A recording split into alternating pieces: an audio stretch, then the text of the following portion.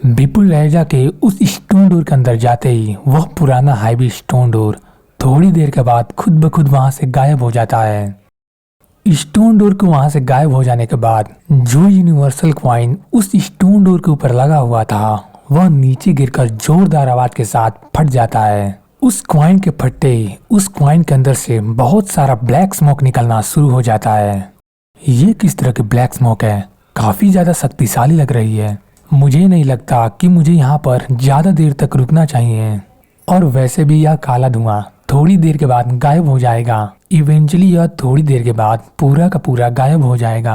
और वैसे मेरे मास्टर भी यहाँ से जा चुके हैं तो मेरा यहाँ काम खत्म हो चुका है। एंसेंट डेविल अपने सामने चल रहे इस नज़ारे को देखकर मन ही मन सोचता है। अभी एंसेंट डेविल वहां से जाने की तैयारी कर ही रहा होता है, तभी ब्लैक स्मोक के अंदर से एक अजीब सी प्रेजेंस उसकी तरफ आते हुए महसूस होती है। डैम इट, अब यह कौन सी नई मुसीबत है? एंसेंट डेविल मन ही मन सोचता है। फिर एंसेंट डेविल वहीं रुककर उस क्रिएचर को ऑब्जर्व करता है। काफी देर तक उस क्रिएचर को ऑब्जर्व करने के बाद एंसेंट डेविल के हाथ कुछ नहीं लगता है। उल्टा उस धुएं के अंदर जो क्रिएचर था वो धीरे धीरे कर मर रहा था। लगता है मेरा यहाँ रुकना बेकार है और यहाँ ब्लैक स्मोक और ये क्रिएचर दोनों ही मेरे किसी काम के नहीं। उल्टा ये क्रिएचर जो धुएं के अंदर है वो थोड़ी देर के बाद मारा जाएगा। इतना कहने के बाद एंसेंट डेविल उस धुएं को इग्नोर कर देता है और पीछे घूमकर कहीं गायब हो जाता है। जाहिर सी बात थी, एंसेंट डेविल वहां से जा चुका था।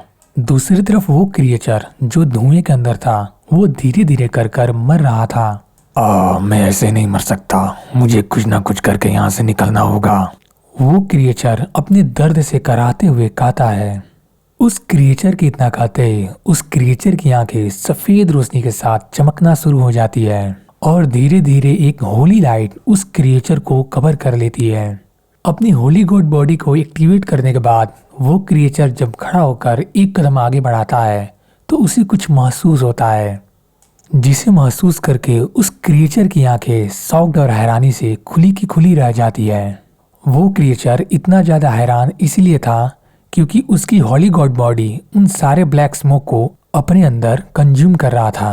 वो क्रिएचर कुछ भी सोच या समझ पाता, उसकी होली गॉड बॉडी ने उन सारे ब्लैक स्मोक को अपने अंदर कंज्यूम कर लेता है। उन सारे ब्लैक स्मोक को कंज्यूम करने के बाद वो क्रिएचर अपने आप को ऑब्जर्व करता है। अपने आप को ऑब्जर्व करने के बाद उस क्रिएचर को यह महसूस होता है कि उसकी आंख जो हमेशा सफेद रंग से चमकती थी अब वो पूरी तरह से लाल हो चुका है और उसकी आंखों को छोड़कर उसका पूरा शरीर ब्लैक होली गॉड बॉडी में कवर्ड हो चुका है।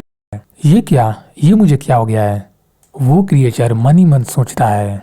फिर वो क्रिएचर अपने मन को शांत करता है और अपने ब्लैक होली गॉड बॉडी को एग्जिट करता है।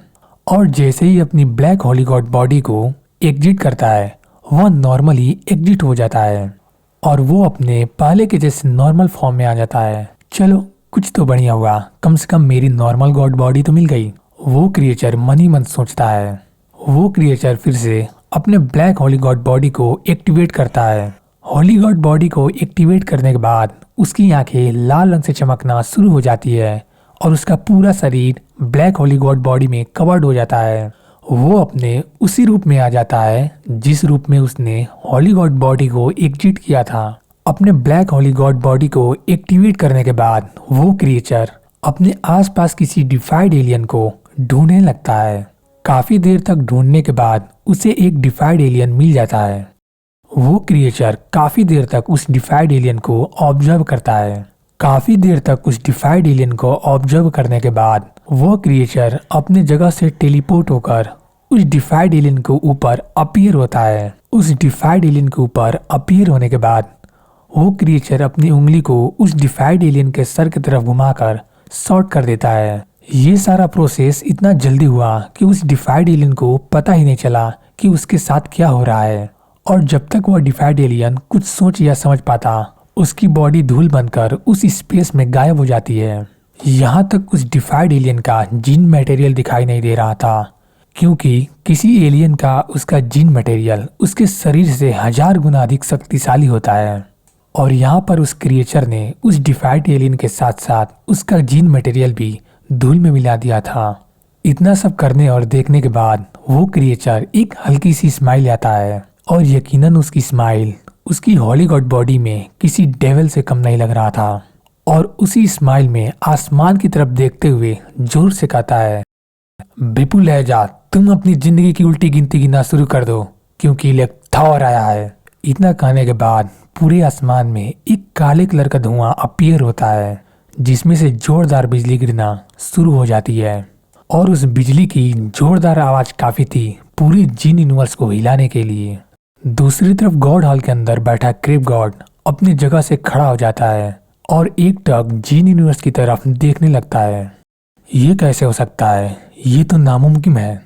क्या सच में किसी ने गॉड डोर को ओपन कर दिया है? मुझे जल्दी से कुछ करना होगा, नहीं तो ये जीन यूनिवर्स। क्रिप गॉड अपने मन ही मन सोचता है। सब्सक्राइब, लाइक और बेल आइकन घंटी दबाना ना भूलें।